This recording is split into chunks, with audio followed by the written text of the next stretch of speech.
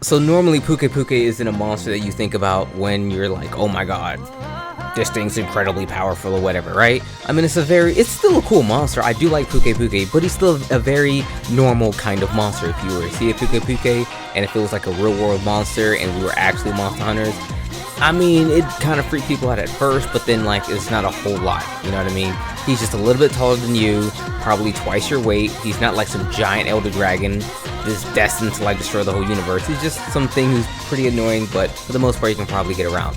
And that's kind of felt with Pukei-Pukei. As far as Pukei-Pukei and core Pukei-Pukei go, that's just the build that they have. They're tier 2 monsters, that's just kind of what they do. But these mods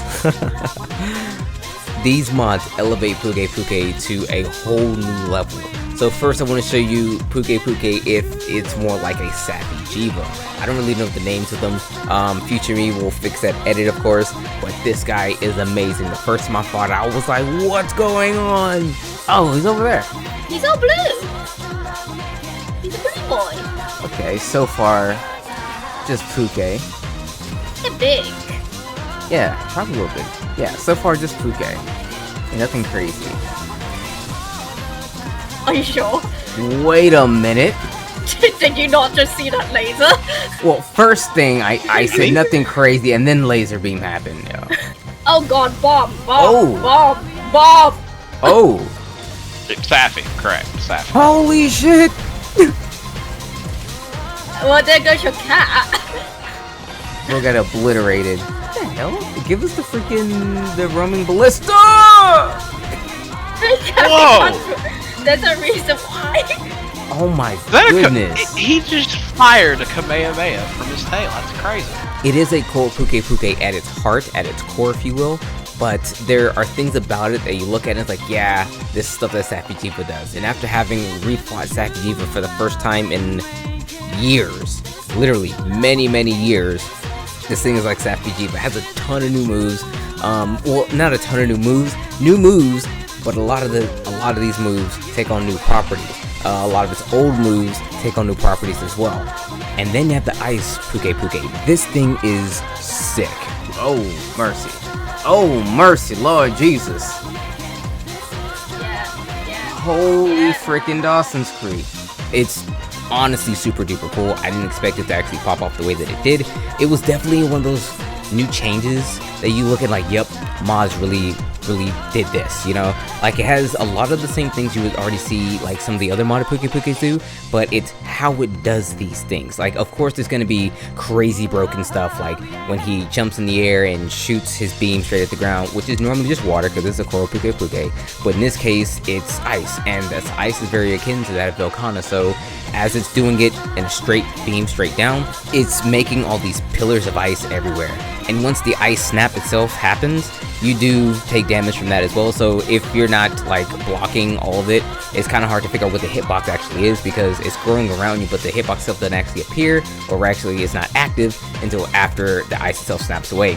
And it has a couple other moves where it just shoots a bit of ice on the ground, and then it's like this weird long pull, kind of like how it's a very thing. It's definitely a thing with World, where a monster will do like a beam or do something, or like some kind of mouth attack, and it has multiple hits. So like if you're blocking it like a lance, the best guarding weapon in the entire game, you get pushed back all the way across the map. It's multi-hit, so you're hearing your shield go doom doom doom doom doom.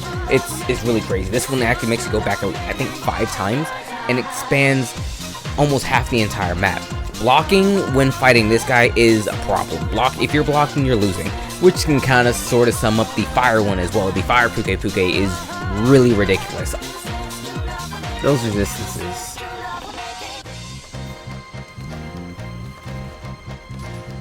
Oh my god.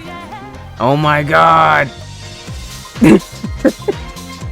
I thought this would be the one that'd be the most easiest to actually, you know, fight.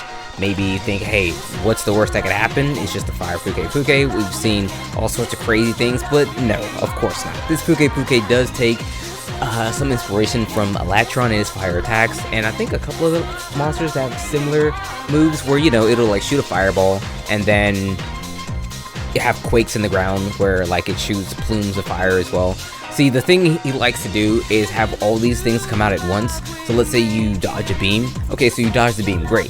And now he'll shoot like what's normally globs of water, but now it's like globs of fire. But when he shoots these globs of fire, not only do they detonate when they hit the ground, but then they cause the ground itself to erupt on top of that. So you're dodging the beam, you're dodging these globs of fire, you're dodging the fire itself. It's so much stuff. Like, there's so many layers to everything. There's one thing you really sum all this down to is the amount of layers. Now, granted, none of this stuff seems totally impossible, okay? All these fights can definitely be won. We actually beat the Sakajiva one on our first try. Not really fought and won on the other ones, but none of this stuff seems to be totally impossible to the point where you yourself and your team cannot necessarily come out on top, because yes, it's still a Pukei-Pukei, and with all that being said, with the layers and whatnot, you can literally just like get out of the way, and he does put himself in situations where he is at a disadvantage and he just kind of sits there and it's almost like, hey, come hit me. This is a portion of the fight where you can get your free hits in. But all this kind of goes away when you get to fight the quote-unquote status Pukei-Pukei. This thing, oh my goodness. See, status in Monster Hunter has always been pretty debilitating. Heck, status in basically every video game is debilitating, especially when it's the common ones like paralysis, sleep, poison, etc. But the status Pukei-Pukei has paralysis, sleep, poison, and the effluvium beam. So here's the problem. Herein lies the problem. You now have to fight this monster with a set. This set has to be curated to fight this one monster, and you have to avoid a multitude of these type of statuses. So the ones I would recommend is have some sleep resistance, some paralysis resistance, and the effluvium resistance. Poison and whatever, I don't know, it is what it is. But these are the ones I mentioned, the ones that's gonna really hurt you. Sleeps, you can't move. Paralysis, you can't move. And the effluvium cuts your HP like in half. So all these are bad. If you could resist these, then you should be okay. All the same things I said before about all the other Pukei-Pukeis are still here. It's just which of these statuses that comes out when he does individual attacks that you've probably already seen through all these extra mod hunts thus far is what really brings it out.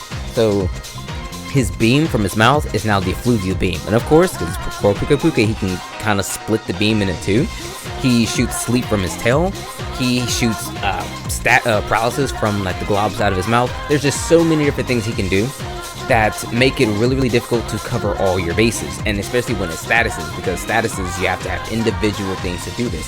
Whereas with ice, you can max out your ice resistance and you kind of take less damage from it. But these statuses, you have to have resistances to all these individual things as opposed to just the one. So it can get a little bit more difficult to fight the status one, in my opinion, than it is the others. So the other ones are, in my opinion, truly doable. The status one is also doable, but you're gonna have a much more difficult time, I'd like to think, getting it done. Granted, with that being said, your actual resistances to elements don't really matter here, because you don't have to worry about the fire beam doing 1 billion damage to your armor set that's super weak to fire or whatever. So I guess that grants a little bit of freedom when it comes to making and mixing and matching the set, so you don't have to worry about the actual set resistances because he doesn't have any elemental attacks to attack you with.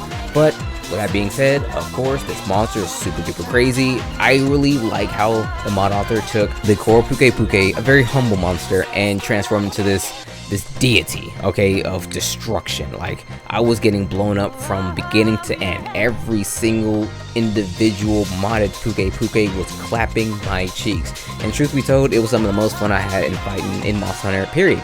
Because it's just so cool. Like, what else can it do?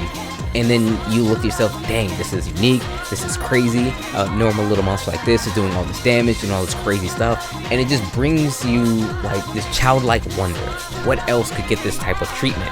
And if you're truly wondering, like me, what else can get this type of treatment, don't worry, the next video will be about that monster in particular. Well, that being said, everyone, thanks so much for watching this video. My first impressions, if you will, of the Pukei-Pukei. I'm gonna call it the Pukei-Pukei Quartet. Thanks for watching. If you guys know of any other mods that you would like for me to try out, go ahead and drop it in the comment section. I'll take a look at them. But with that being said, everyone, it's been your boy. Take care.